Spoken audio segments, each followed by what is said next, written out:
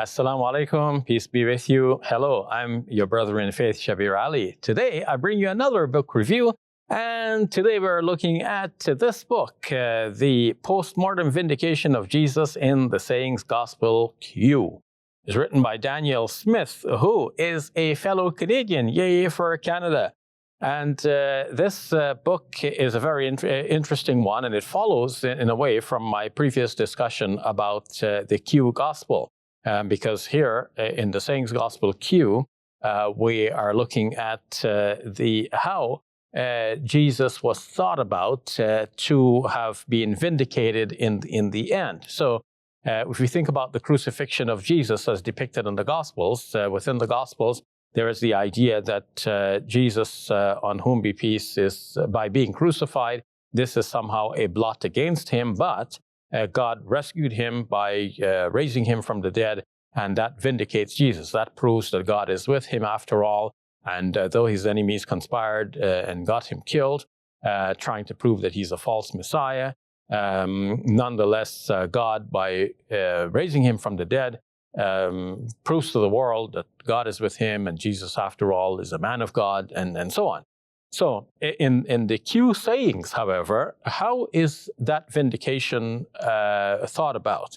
This is Daniel Smith writing, and this seems to be a publication of his PhD work under John Kloppenborg, which has been discussed previously in reference to his book, which I reviewed in just the review before this one. So now, what does this book do, and why is this significant? Well, in the Sayings Gospel Q, as Daniel Smith is pointing out, the idea of Jesus' vindication is not through his resurrection. So let me then step back and make a distinction between resurrection and what Daniel Smith calls assumption. Now, Catholics believe that Mary was, the mother of Jesus, was assumed into heaven. So this has become official Catholic doctrine, the assumption of Mary. And that is the idea that the person is taken up from this world and into heaven. Now, that idea is in the Bible as well, not about Mary, but about some previous individuals. Enoch, in the book of Genesis, is said to have walked with God, and then he was no more because God took him. Elijah, a prophet in the Old Testament, is said to have been taken up in a whirlwind. And there was also the idea that either Enoch or Elijah or both will come back into the world to have some impact and influence in the world of the future. So there's the idea of a person being taken up by God, and that person will have what is called a future and eschatological function. A future function, a function towards especially the end of time. Now, of course, many Muslims believe that Jesus was taken up because the Quran says, "But rafa'ahu Allahu ilayh," but God raised him to himself. And many Muslims also believe that Jesus will return before the end of time. And that return is more clearly stated in Hadith.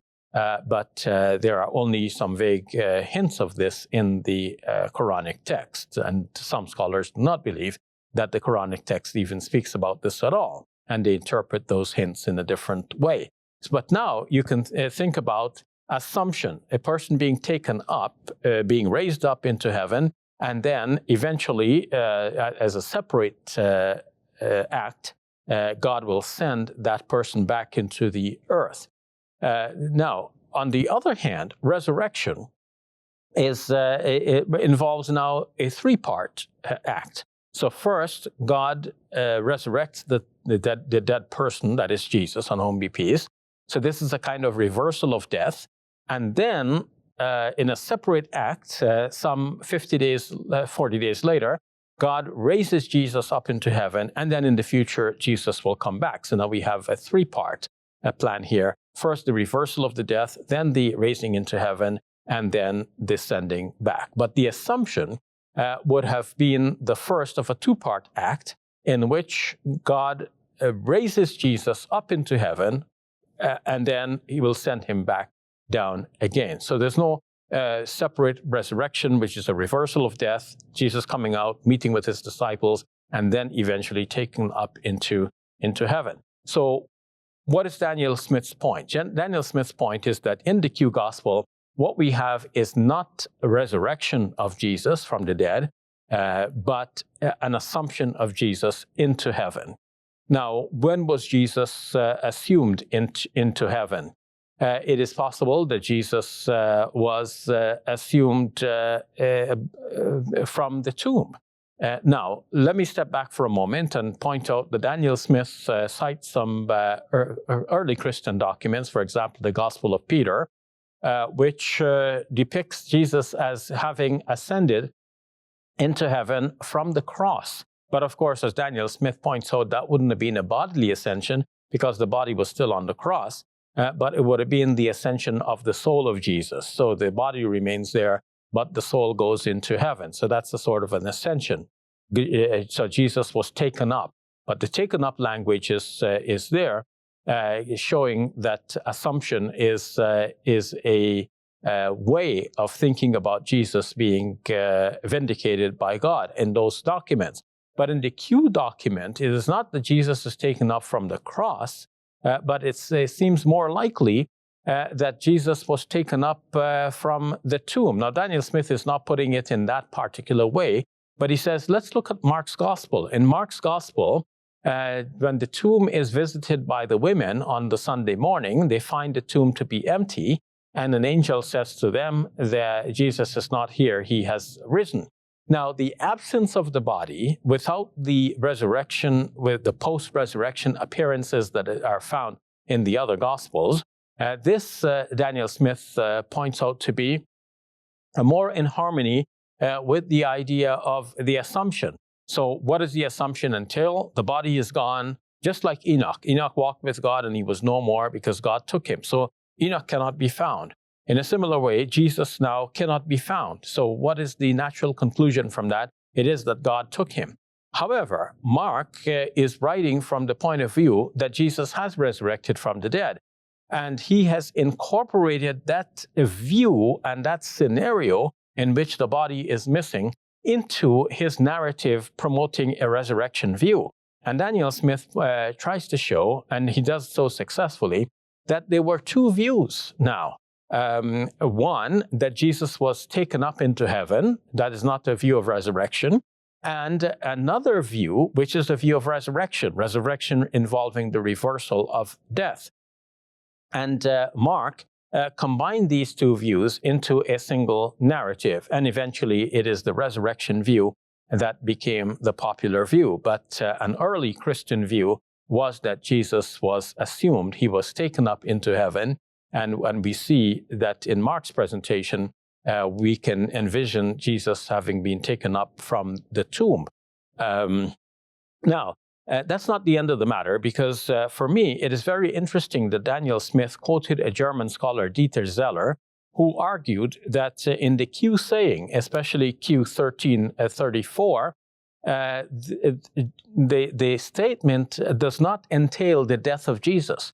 And since the assumption is a natural interpretation of that passage, to think that Jesus was assumed into heaven, the natural interpretation of that is that Jesus was taken up alive. In other words, he did not meet with death. So this was a rescue prior to death. Daniel Smith does not accept Dieter Zeller's view that Jesus did not die.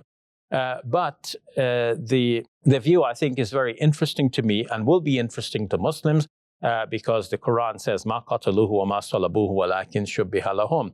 They killed him not, nor did they crucify him, but so it was made to appear to them. And many Muslims interpret that verse nowadays to think that Jesus might have appeared to them as though he had died, but he did not actually die, and then God took him up into heaven. Well, this early Christian idea that Jesus was assumed into heaven, combined with Dieter Zeller's analysis showing that Jesus did not die, I think this is very close to what Muslims are now interpreting the Quran to mean. So I have found that this particular book, the Post-Mortem Vindication of Jesus and the Sayings Gospel Q, has been very important to my own studies and in my field of discussing these issues with our Christian friends. It has actually changed my life and given me greater confidence in presenting the matter in debates as I do. And I hope that this book will also have an impact on you. Perhaps it will even change your life. Thank you for watching. I'm your brother in faith, Shabir Ali. Assalamu alaikum. When did you start watching Let the Quran Speak?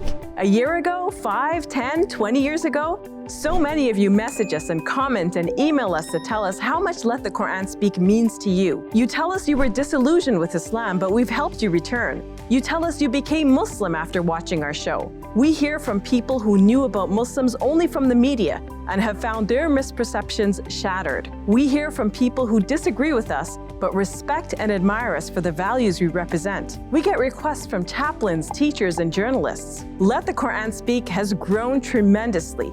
From a no-frills, volunteer-driven side project, we've built a strong team and developed expertise in video production. We've been on TV for 20 years now. We're thriving on YouTube, Facebook, Instagram, and Twitter. Every year, thousands of hours go into research, writing, producing, and editing. Over the last 2 years, we've diversified our content, producing short films, documentaries, and video essays. Our operations were limited during COVID, but we've continued to produce new content and new episodes. But there's still so much more we can do. We want to take Let the Quran Speak to the next level. We want to build a specialized studio, which will serve as a creative hub for Muslims in the arts. We want to engage the best and brightest creative talent. We want to go out into the community and tell stories about Muslims from all walks of life. We can't do it without you. Your support has been instrumental in helping us advance.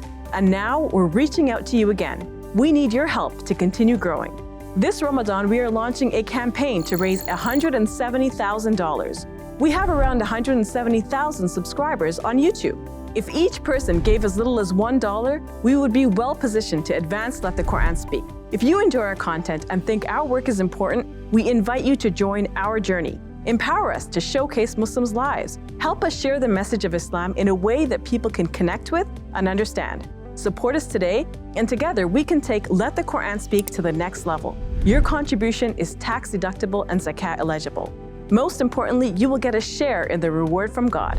May God bless you and your loved ones with the very best always, and may you draw ever closer to God this Ramadan.